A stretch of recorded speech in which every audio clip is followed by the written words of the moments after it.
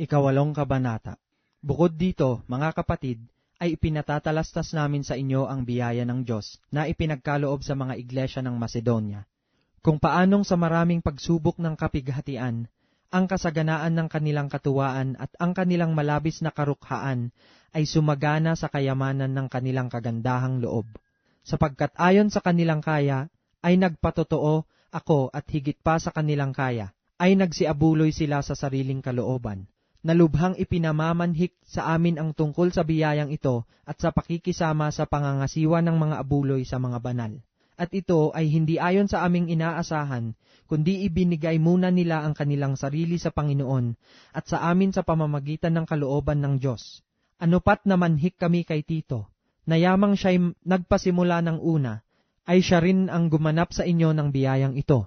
Datapwat yamang kayo'y nagsisisagana sa lahat ng mga bagay, sa pananampalataya at pananalita at kaalaman at sa buong kasipagan, at sa inyong pag-ibig sa amin ay magsisagana naman kayo sa biyayang ito.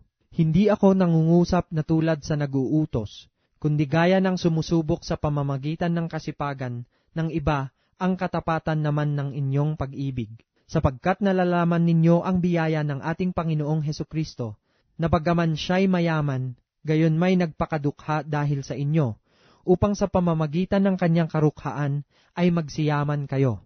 At sa ganito'y ibinibigay ko ang aking pasya, sapagkat ito'y nararapat sa inyo, na naunang nangagpasimula na may 1 taon na, hindi lamang sa paggawa, kundi naman sa pagnanais.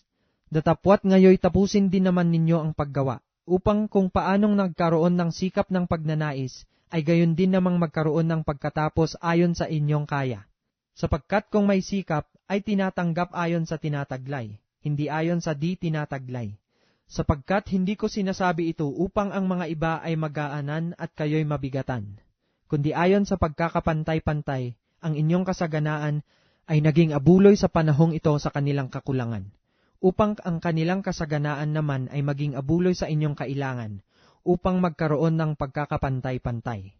Gaya ng nasusulat, ang nagtipon ng marami ay hindi naglabis, at ang nagtipon ng kaunti ay hindi nagkulang. Datapwat salamat sa Diyos na naglalagay sa puso ni Tito niyaong masikap na pag-iingat sa inyo, sapagkat tunay na tinanggap niya ang aming pamanhik. Ngunit palibhasa'y lubha siyang masikap, ay napariyan sa inyo sa kanyang sariling kalooban. At sinugo naming kasama niya ang kapatid na ang kanyang kapurihan sa Ebanghelyo ay sa lahat ng mga iglesia. At hindi lamang gayon, kundi siya naman ang inihalal ng mga iglesia na maglakbay na kasama namin tungkol sa biyayang ito, na pinangangasiwaan namin sa ikaluluwalhati ng Panginoon, at upang ipamalas ang aming sikap, na iniilagan nito, na sino may huwag kaming sisihin tungkol sa abuloy na ito, na aming pinangangasiwaan.